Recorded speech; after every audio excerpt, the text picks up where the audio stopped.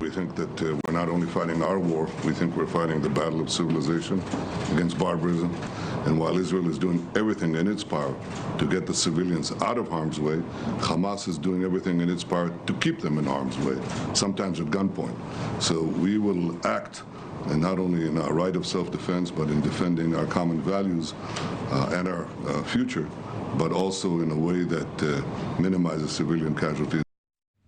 Israel's Prime Minister Benjamin Netanyahu there, meeting with his Bulgarian counterpart in Jerusalem.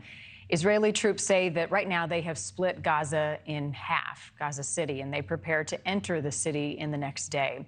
And that could happen at any moment. We're monitoring this conflict. People and organizations in the meantime across the world are working to send aid and help to those who've been impacted by the violence. Lonnie Nasatir is the president of the Jewish United Fund, and he is joining us to talk about the work that his group is doing. Thank you for your time. What is the most immediate need you are seeing and hearing from the people in Israel right now? Sure. Thank you, Marni, for having me. Right now, the immediate need is taking care of those victims from October 7th, their families. There's a lot of trauma needs that are existing right now in Israel, a lot of needs with respect to relocation, where a lot of families have been forced to move out of the north, out of the south, et cetera.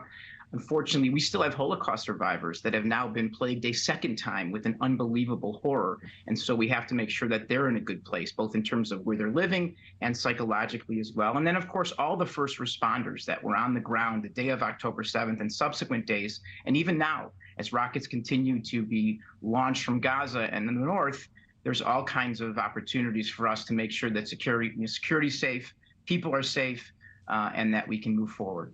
What are some of the long-term concerns, Lonnie, for the people of Israel? The long-term concerns are obviously making sure that their borders are safe and secure, that Hamas is uprooted and no longer presents the threat that we saw on October 7th. And then there's the whole kind of concept of, do you trust your government and make sure your government's going to keep you safe and secure? And that, of course, is what every government should focus on, is making sure their citizens are safe. I'm very convinced that Israel will. They are getting the help that they need from the international community, and from a humanitarian perspective, they're definitely getting it from the diaspora Jewish community, as we just discussed. You mentioned the trauma that so many people have experienced since October the 7th and in the time since then. How do you address their emotional needs and offer them support when the war is still ongoing, the fog of war is still so very prevalent?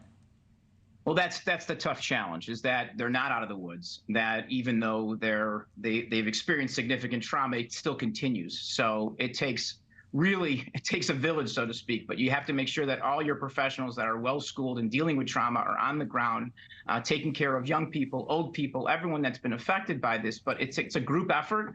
We are very committed to making sure that they have the resources necessary while a war is still going on, to make sure that everyone is kind of in a good place and they can kind of have some semblance of normalcy, where they can take their children to a nursery school, whether it be in now a hotel or a different part of the country, but at least have some sense of normalcy. That's the first step towards healing.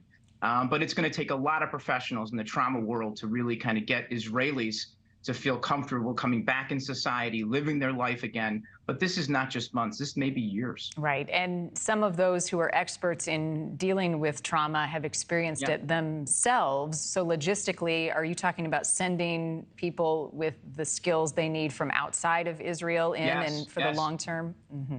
Absolutely. We are actually sending people from our country. And so we have to make sure that the people that are giving the trauma needs to people that have been traumatized are also getting what they need. So it kind of is a trickle down. So you're absolutely right that the people that are on the front lines delivering these needs to those that have been traumatized also are traumatized by what they're experiencing. So it's a really tough cycle. But we're committed to making sure that our community, and it's not just the Jewish community, we've had amazing support from the non-Jewish community here in America to send those resources to those people that really need it right now. And finally, you visit Israel often. I know that you have friends there. How are you processing what you're seeing play out? It's been incredibly emotional. And the only thing for me, the solace that I have, is that I'm doing some work that's helping. I have a lot of friends here in America that aren't as fortunate as I am to do this for a living, and they're feeling very helpless.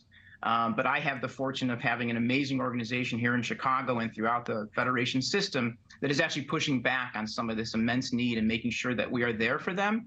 But it's been hard to hear the stories of my colleagues that are in Jerusalem. It's gut-wrenching. When people ask me, do I have family in Israel? Yeah, I have 7 million. So this has been a very tough experience for those of us that do this for a profession. As you said, I'm in Israel a lot, and I feel for my Israeli brothers and sisters, but they should know that we are there for them. Thank you for sharing the work that you're doing and continue to do in Israel to help so many. Lonnie Nasatir, president of the Jewish United Fund. We'll be talking again soon. Thank you. Thank you for watching. Go to newsnationnow.com to find NewsNation on your television provider. And don't forget to click the red subscribe button below to get more of NewsNation's fact-driven, unbiased coverage.